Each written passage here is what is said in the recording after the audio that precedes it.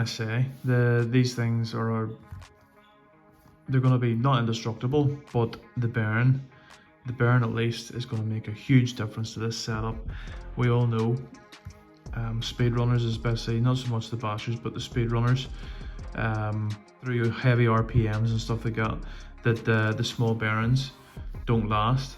The biggest and best part about these is the lack of maintenance that you're going to have to carry out on these. Virtually whenever we were all getting to the higher speeds, we're blowing these bearings, especially in the front. We're blowing the bearing on the front on the output for the center drive shaft, and it was becoming, the front especially is notorious because it's just harder to get to, and it's harder to maintain, it's harder to change. So the bearings, what are we looking at here? So the original bearing is well, you can see it there. If I put that in there, that's the original bearing there. It's quite insignificant whenever you see it like that. When you see it up against the new bearing, there's a huge difference. Apologies because I'm doing this actually in my kitchen. As I say, we're still winter time here. It's very, very cold here in Northern Ireland. These things just cannot handle the RPM. Depending on what speed you're doing, every 2-3 runs, you're probably having to strip one of these out and replace one of these bearings. The bearings here are getting absolutely hammered because of the size of the drive shafts, and then obviously the RPM, the rotational mass is causing a wobble. More so on the older setups before people started making adjustments, whenever the drive shaft was actually very, very long.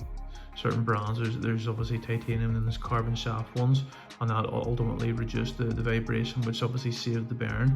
At the front in these Arrmas, the front sits at the front obviously sits at an angle. It sits sort of down like that, and then the drive shaft will come in at the side here, so it's coming into the input, so you're just getting the wobble anyway. Now obviously Scorched does do the Trident. I haven't actually purchased one this time, but it's for the front anyway, and it would be a lifesaver. But I'm willing to try these to see what sort of time scale it takes for these to blow out on the front without the Trident. The machine work and the quality in these is just second to none. It's absolutely first rate.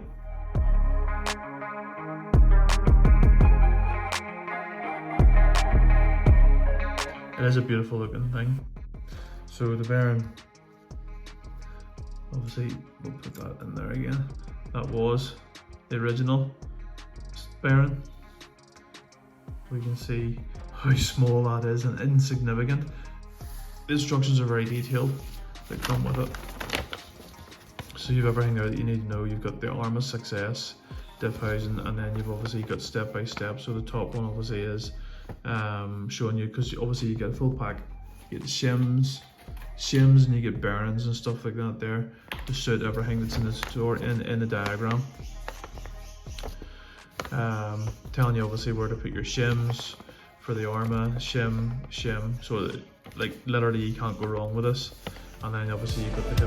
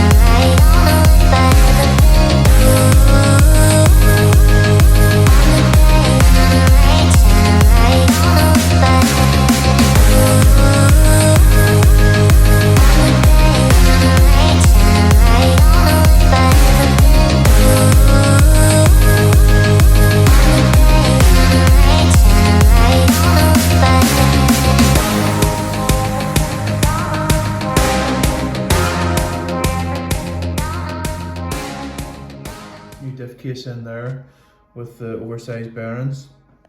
Massive difference, massive difference. Obviously, clearly I do run the ONYX 8000. We have a diff locker in there from Scorched as well. On the front we've only got the Scorched RC diff casings, but I run the standard Arrma diff, apologies. Forgive me, I can't remember, but you can see, like, obviously, you can see it is open, whereas the rear one is obviously locked. I just find it better, and if you're driving a normal car in real life and you lock all four wheels, you can't steer. You can't steer, it doesn't steer, it just pushes the nose. So it's better to have it slightly open in the front. The 1721 2400 kV, this is the motor I bought at the start of last year, 2022, but I never really got to use it because obviously I ran out of, well, I crashed, and it took me a wee while to get it built up. We have the new sort of more durable. We're not going to go for indestructible because a lot of naysayers will get bounced on top of that there, so a more durable body. People say it's black, hence obviously I've stuck on stickers and stuff like that there, here and here, which obviously help me diagnose or determine what's the front, what's the side, and whatever. And that's where we are. I also run Scorched drive shafts, front and rear. We've got a standard, I installed a standard V2 spool, and that is us. So we've got two 8000 milliamp batteries from ONYX. Massive difference using these compared to the Panthers, and that is us. We're only going single motor for 2023 again. We have another car, Limitless, but it's only just a toy, XLX2. I have changed my radio. I've changed my radio to a Futaba, but only for the Futaba 4 PM, and I'm going to change this. I've also bought two. Obviously, I'm going to run them from here, the antennas, instead of this here, I'm going to run them in through, out, and then I'm going to have them sit at 90 degrees from each other out here at the back of the car. I did do a test run for range on the standard handset, forgive me, and it ran out of range within 0.170 miles, so it was about 900 feet. It ran out of signal. I wasn't very impressed. The Dumble RC that I was using, easily, now there was a bit of a delay when you were using it, but easily went out to like half a mile now, for goodness sake, before it was still going, but there was a massive delay in it.